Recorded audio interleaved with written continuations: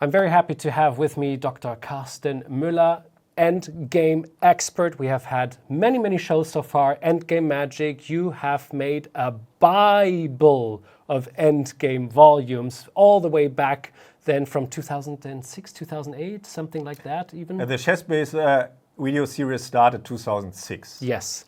Now, the good news is we have chess-based training now. This is your newest course. It is not the Fritz trainer anymore, and it is called the Endgame Academy Vol.1, Checkmate and Pawn Endgames. Pawn Endgames, that's already a lot. Checkmating as well. Now, how can we compare this to the volumes you've made back then? Is it like exactly the same, and just like some, I don't know, just in a newer quality, or were there some major changes? No, it's of course not exactly the same. Here, for example, the pawn endings have much more material, are dealt with much deeper, but that is not the major issue. The major difference is that now there's a lot of interactivity, so that you can play against the engine to get your points, or to answer training questions in normal mode or in video mode, or other interactive features. And this, of course, is completely new. And to really be able to make it happen, of course, it is not sufficient to watch videos. You must be able to move the pieces on the board or on the screen with the clock ticking. And this is the major point of the new interactive Endgame course, of course. That, of course, is so important and significant, as you mentioned it already before. I love watching videos, but of course, it's only half of the learning if you do not use the things you are learning yourself actively. And you can do all of this here. We will show this in a moment, but I have one more question. For whom is this course made? Like, which player strength? Is it because it says Checkmate and Pawn Endgames. Is it like for the absolute beginner who just barely knows the rules of chess, or can even some advanced players learn something? Well, if you just have learned the rules, then I guess it's a bit too much. But if you have managed the rules, played a few games, reached endgames, then you can do it. Then endgames are a bit of their own topic of their own. And strength does matter, but even very strong players can profit from watching the videos and then playing the exercises and getting the points. So already with 1300, 1400, if you want to do it, you can do it, you can learn it, and you can make it happen. Well, I'm 1900 and I'm probably learning. I mean, I remember when I started watching your first volumes back then, and I learned so many things. I can really advise everybody who's even a better club player to start again from the beginning and get all those basics done, and now interactive. And we will take a look at this right now and go directly into the book section. There we are. These are the chapters and the points. We click on contents and we see all the different chapters here. Let us go right into the mating chapters. Mating with queen, with rook, two bishops. We all can do that, even with two bishops, I would say.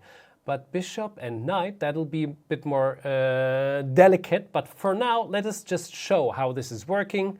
Mating with the rook, if it's for your child or somebody who just started with chess, as you already mentioned before, this is a very valuable lesson you're giving here. You're showing all the ways on how to checkmate with rook and the king. You watch the videos first, but here we don't, if you already know it, we don't have to do it. And then you can do it in the replayer method. You can use the arrow keys on the keyboard or the arrow keys on the screen. Exactly, exactly, on the keyboard as well. Oops, sorry. This was if I can manage, maybe just take the mouse. If you're a bit too fast, then not. Okay, let's do it again. Depending on if you already know it and just want to repeat, or if you really need time, then you do it in your own. That's a big advantage of this kind of method over the videos. Here you can do it in your own speed.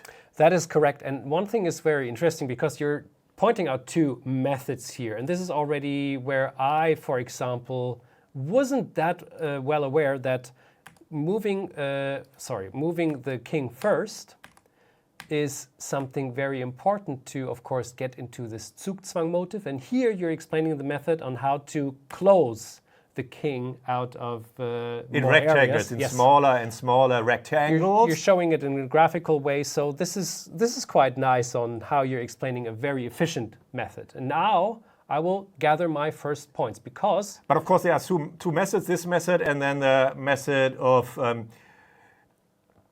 using the rook to on ranks or files to cut off, and then Zugzwang with the kings, and then cut off and cut off. But both systematic methods are not quickest, of course. As usual in chess, the quickest win is a mixture of the methods using accidental opportunities. And I will do that right away with the accidental. So here is an exercise. These are the smaller boards, and if you can solve them, you get a point. So I will just go with the king, as I just learned it. Okay, I will just go here and there. The engine defends tenaciously, but Yes. the 50 move rule is not really an issue here, of course. Now you use the other method with Zugzwang until you... I like it. Yeah, it's very systematic. Yeah. Very good, very systematic, it's working very like a systematic. charm. Now Zugzwang, And very here. systematic, and now it's over already. Yeah, so this is very, very systematic, very well done. Thank you very much. Yes, so gut gemacht. I got my first point. Well done, it shows. But for now, let us go into a bit more of the delicate subject, which is the bishop and the knight. Yeah, with the rook, of course, everybody can make it. I can't remember that a strong grandmaster drew this in I don't know. I don't know such an issue. Everybody can. Usually, of course, this would be resigned of before. So here, of course, you're explaining with bishop and knight how to do this. Yeah, and this it's is a a true much more delicate business. There are strong grandmasters fail to deliver mate within the 50 move rule, and it's close. You have to practice. I have to tell a true story because I had this lesson with Elisabeth Peetz. We have a show in the German chess channel, the chess-based news channel, and she taught me how to use this. And half a year later, I had a real position like this on the online board, and I couldn't manage. I wasn't able to do it because I forgot it. And that's why she also mentioned to me every half year you should just repeat this and learn this, and I will try to do this right now. So how does this actually work, Karsten? Can you please explain it to me so we don't have to watch the video? I'll explain it shortly. Okay, you can only mate in the two corners the bishop can control. So the defender will usually try to run into one of the other corners, and this will usually be, you can't stop that. For normal random positions, the defender can achieve that. So one major cornerstone you should know is how to force the king from the wrong into the right corner, here from h1 to a1. Okay, the basic method is the knight must move from f2 to e4 to d2 to c4 to b2. This is a W turned around here. Yeah, it's in this an M case, here, yeah. but it's called the W maneuver. Obviously, yes, and it makes sense. Okay, the knight makes only those moves at the right moment. And a hint is the knight must take away the h1 square next to f1 square, then the d1 square. The knight must take, and to the right moment. Then the king must control the light square flight squares, here g2, next e2, then c2. This is also a big hint. The king must remain to stop that until it is clear that it can be cut off from the knight. So this helps a lot also. This is for the knight and the king moves, and they both move seldomly. The king will move to e3, d3, c3, b3 in the right moments. So this is for chess, or this is very easy. In an opening, you can't say this piece moves only here. This is in opening impossible because the opponent will stop you. Here the opponent can't, only has king. And the bishop takes away, the bishop makes the Zugzwang moves. Yeah. The bishop is the only piece in this kind of, to make the sharpest endgame weapon Zugzwang work. This also helps here. One of the reasons why two knights can't do it. But here it can be done because the bishop makes the Zugzwang moves and the bishop takes away the dark square, flight squares, g1, e1, c1. And now I think you can do it. I will try that now. Now Okay. I think you can do it with this help. But usually you would watch the videos there. It is explained, of course. So first of all, of course, I have to... as Zugzwang, you it's clear. already It's said, Zugzwang. I have to check now this one you here. have to... It's And clear. here is the... I'm sorry, You pardon? must stop king g1, of course. You're absolutely right. Yeah, this was just a little fun exercise I had. Now I go with the knight here, so the king cannot go out of there. And now my king has to come Yeah, here. only chance, otherwise it wouldn't work at all. And this is the moment where normally you go like, oh no, I messed up, the king is coming out. But of course it doesn't, because we can block those two squares. This is worth knowing, of course, but And this helps that. Yeah, you this must one block here. the out square. Yeah, And here we Zugzwang. can... You let the king escape. I said Zugzwang, not... I'm so sorry. Oh no, now we have to do it again. Okay, let me... Yeah, that... I said Zugzwang and you you're absolutely made right. a check. Look how... Now it defends worse. Okay, doesn't matter. Repeat. Okay, repeat. Now think. Yeah. The engine makes it easier for you. The engine has understood that... oh gosh.